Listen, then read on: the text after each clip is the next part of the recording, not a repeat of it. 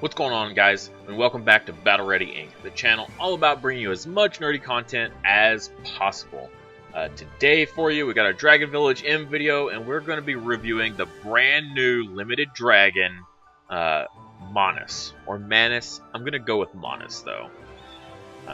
It's a dark and light type, and it is also a healer, so it's super cool. I mean, look at that artwork.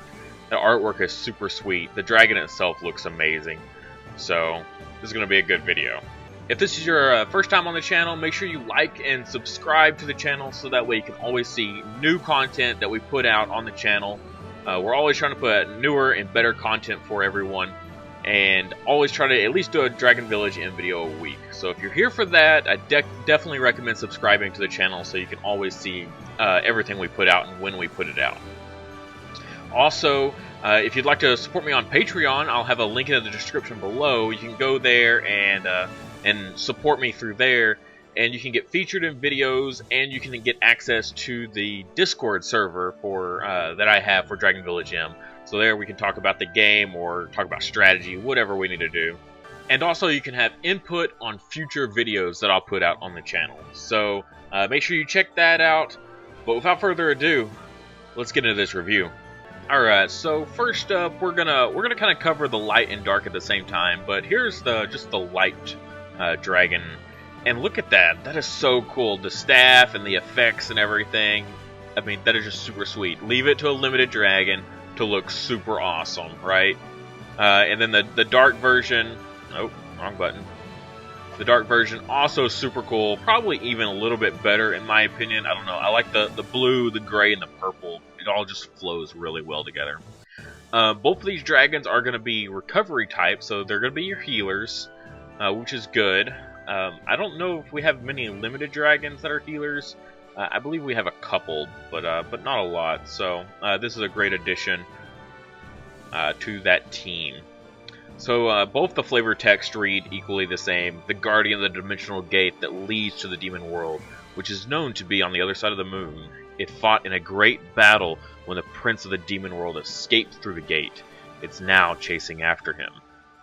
Which may in fact be the limited dragon Angra, as you can see here, because his flavor text reads, "The king of ancient dragons that existed in the distant past was a brave dragon that fought against Hades, but it was sealed by the angered gods because of its arrogant character. It recently woke up because of the seal weakened from the war of light and darkness." So maybe this is the escaped demon dragon that ties into the flavor text. Could be. Pretty neat there. But yeah, so let's get into this. So skills. Let's move on to the skills. Also just showing you the different forms here. The baby and the junior. The junior looks pretty cool too, but then it just gets bigger essentially in the adult form. So, alright, so leader skill. All allies' defense is increased by 40%. So leave it to a limited dragon to have such a super high flat buff, right? And my cat jumps on my shoulder. Both dragons are going to have the same leadership ability here. So, but yeah, 40%. That's pretty big. I know there's let's see, like just the smart dragon. I think it's 32% on defense. So clearly, a limited dragon should be better than a dragon you start with. All right, moving on to their drag skill here. All right, so the light dragon is open the dimensional gate to recover target's HP and increase critical rate for 20 seconds. The amount recovered is proportional to your attack speed. Alright, so you're going to have your standard heal ability, which a target count of 4, that's pretty awesome. Definitely a big heal AoE here, and it's a circle, so you can really pinpoint down, and not like the other ones where it tends to be a line, and you always got to hit the first ones in the line, which could be a problem sometimes. But so increased critical rate for 20 seconds and proportional to attack speed. So you're going to want this guy clearly right off the bat with your speed runes, a set of 4, and then your 2 slot is going to be an attack attack speed percentage. And a critical rate buff, so he's going to be definitely not one of your tank types of healers. So you'll kind of have to build him for attack, it sounds like. Jumping over here to the dark version, though, his drag skill, again 20 second, 4 circles, that's all the same. When open the dimensional gate to recover the target's HP and increase defense for 20 seconds. An amount recovered increases proportionally to your max HP. So this is going to be like your smart dragon build, right? So you're going to just basically double this guy as a tank. So you're going to build him for HP percentage with some good substat defense percentages. So that's what I recommend going off there for that one, which is pretty standard for your healers in this game. There's a lot of them that are built like this, but there are a decent amount that are also built as attackers that buff your attackers, so you go in swinging fast. Alright, passive here on the Light Dragon. When attacking, recover the HP of ally whose HP is very low by 5% over 2 seconds with 10% chance. In addition, increase target's attack for 15 seconds. So again, we're getting another buff to your attackers here, which is good. But it says of ally whose HP is very low. So that doesn't necessarily mean it's going to be an attacker that's going to get this buff. Usually the people up front are the people with the lowest HP. So this might be going off on your healer a lot more. So the increase to attack, I'm not really sure if that's good or not, but I mean your attackers do get hit in the backfield a lot too. So it's not like it's a completely dead wasted thing. I mean, first of all, a heal over 2 seconds, that's good. Usually these kind of abilities are drawn out over like a 7 to 10 second period. So it's good that it happens so fast, so it's almost like an instant heal. But only 10% chance with each attack. So again, going back to the attack speed, you want this dragon fast. You want it very, very fast, so that way it can attack a lot to have a chance of proccing this better. And if you increase the level, it'll go up by another 5%. So 15% every attack.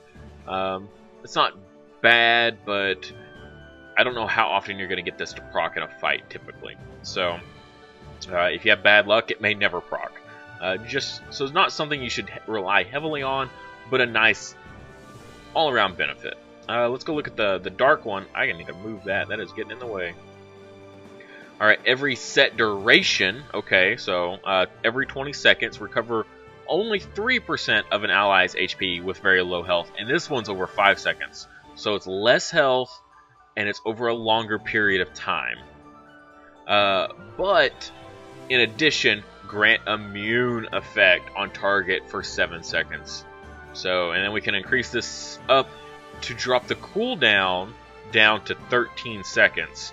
So this will start proccing way more often than your Light Dragon's ability of this type. So that's good. This is a guaranteed over this either happening every time or more than likely at only 15%. At max skill, it's still a pretty low chance of actually happening. So I think the Dark Dragon probably wins out in this one, just for the guaranteed. I know it's less health and over a long period of time, but the immune effect for 7 seconds is pretty nice. Alright, jumping back to the light, let's go to his second passive here. Every set duration, 25 seconds over here, recover the HP of ally whose HP is very low by 13%, and grant invulnerable effect for 5 seconds. Wow. And you can decrease the cooldown down to 17 seconds here. So, wow.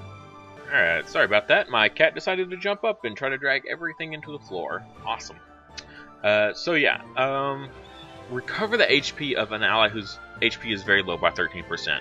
So this is when it comes back to what I was saying about the tanks usually taking the most damage, and they're typically the people with the lowest HP. So just getting an automatic 13% health back, not over 5 seconds, just instantly, and every 17 seconds, that's pretty solid. but then getting invulnerable for 5 seconds when that happens, that's pretty freaking good. 5 seconds of invulnerable, so cut that 17 seconds down to 12 seconds of having, you know, to wait. So they're invulnerable for 5 seconds while the cooldown is going, so then 12 seconds later, then it'll proc again, hopefully on the same dragon, getting them invulnerable again and healing them again. So that'll cut down on the use of your drag skill over here, alright? So, pretty solid there. The less often you have to use your heal skill is good, simply because that is a chance to use your attacker skills. Okay? Make sense?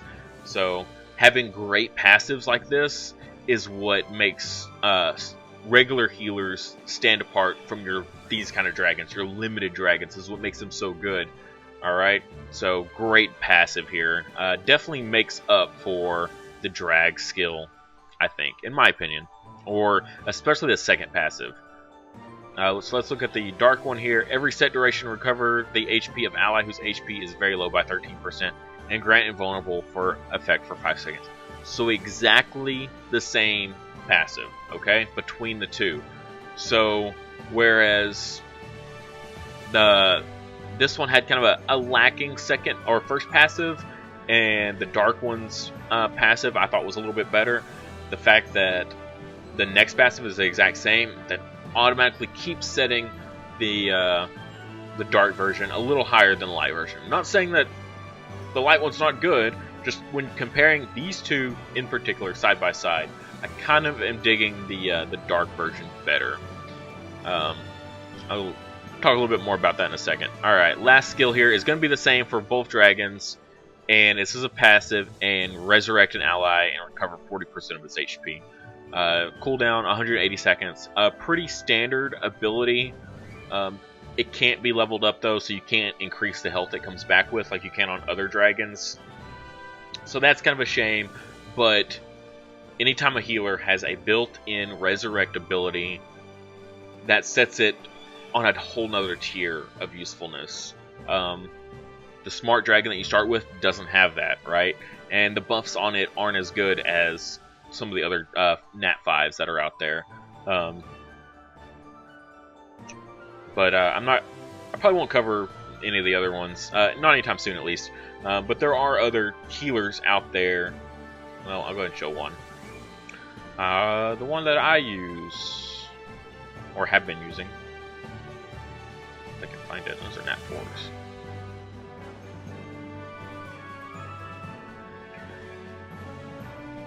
Alright, so your Enix dragons, right? These guys are the jam. Let's go ahead and jump in here. Passive ability. So when an ally dies, resurrect immediately and recover 30%. And then you can increase it all the way up to 80% of its HP comes back. So, not sure if anyone else... Okay, so the dark one, Dark Enix, also has the same ability where... Oh no, this is recover all HP, all allies' HP, so not even a resurrect. Yep.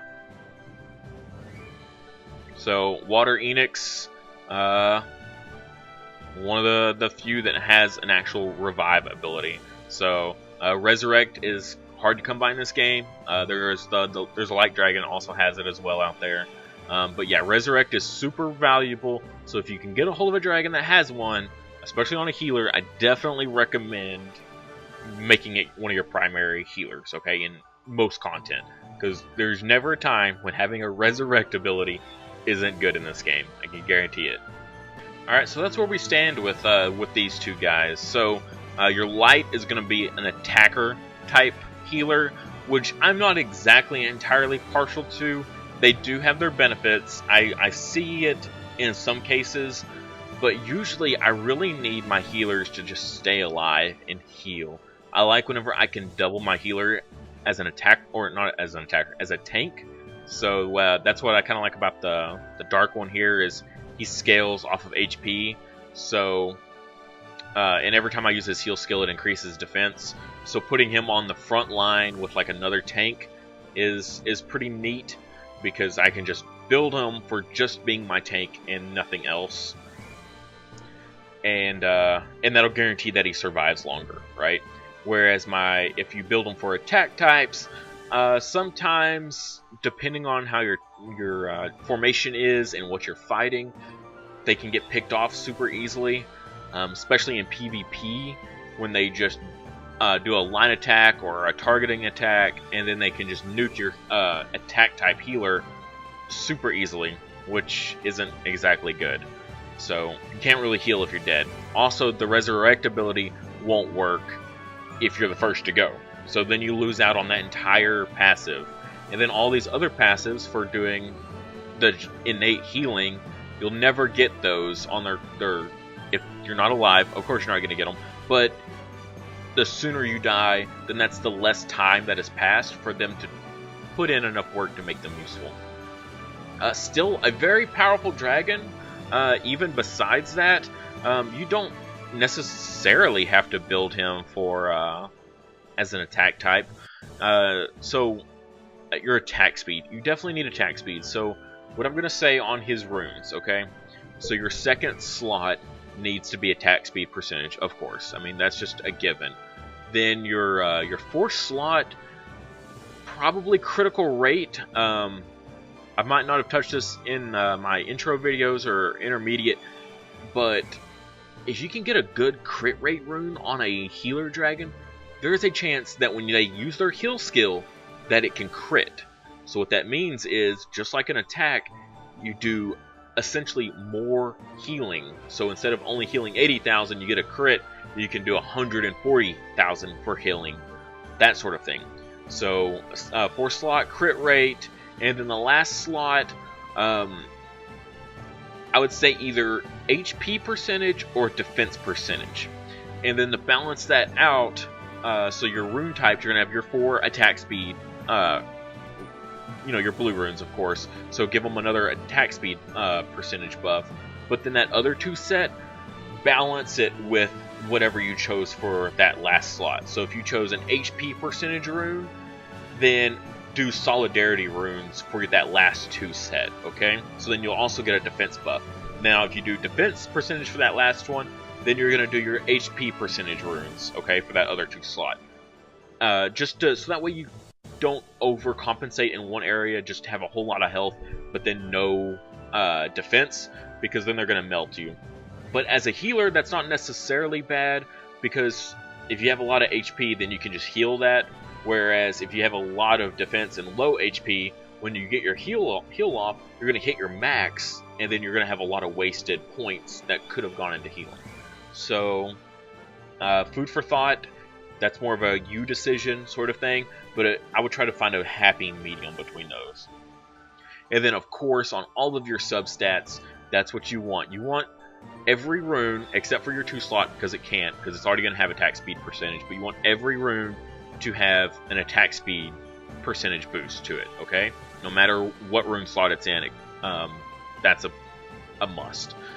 But then you're also going to be looking for either an HP percentage or a defense percentage. If you can get all 3 of those on one rune, that is a perfect rune for this guy, okay? But at least attack speed percentage, and if you can manage it, one of either HP or defense percentage, just to go with. Now for the dark type, he's a lot easier to build. So, I mean, you could just go all out HP everything, right? So you could do all HP yellow runes across the board, and also you could do HP percentage in every rune as well. However, you really want to consider running a crit rate rune in the 4th slot. Again, same reason. Having a chance to get a crit on a heal, especially one that's going to heal off of HP percentage on 4 dragons at once, that is a massive, almost a full team heal at that point. It really is. So you're going to heal, 80% of your team by more than likely all their health. If it's scaling off of your HP, all of your other dragons, especially your attack types, they're not going to have as much HP as you. So you're probably going to get a full heal on everything that you touch with this ability, if you build it that way. You could, if you want to maybe drop 1 HP percentage set for a solidarity set just for an extra little bit of defense, or again run all HP runes, but then one of your slots have a defense percentage. That also isn't a bad option.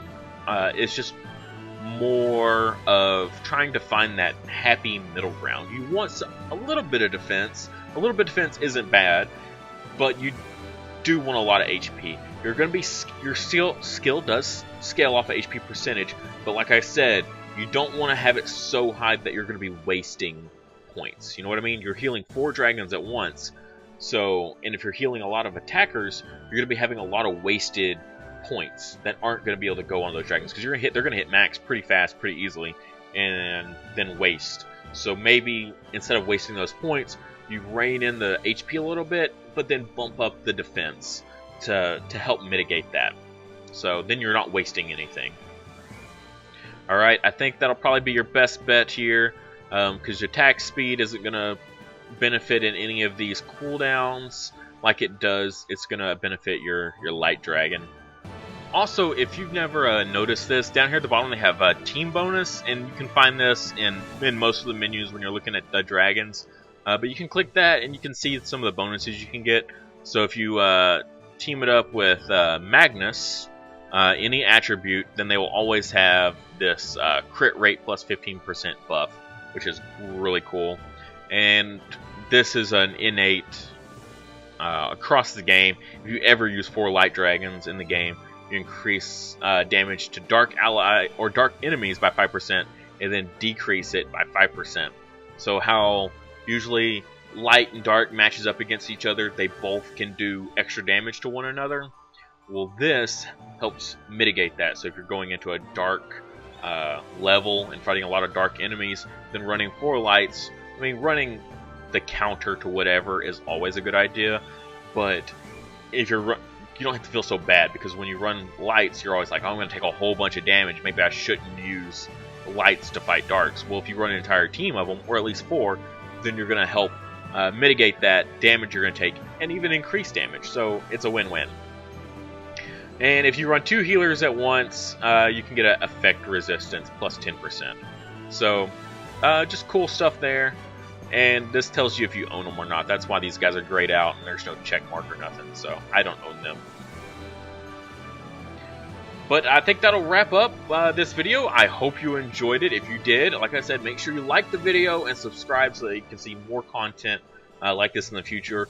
Gonna start trying to do at least a review video every week, in addition to whatever the other video I try to do. I try to either do another game review or another video on Dragon Village M for new content, essentially, to try to help you beat it, or just kind of help you along. But with that, we'll see you in the next video.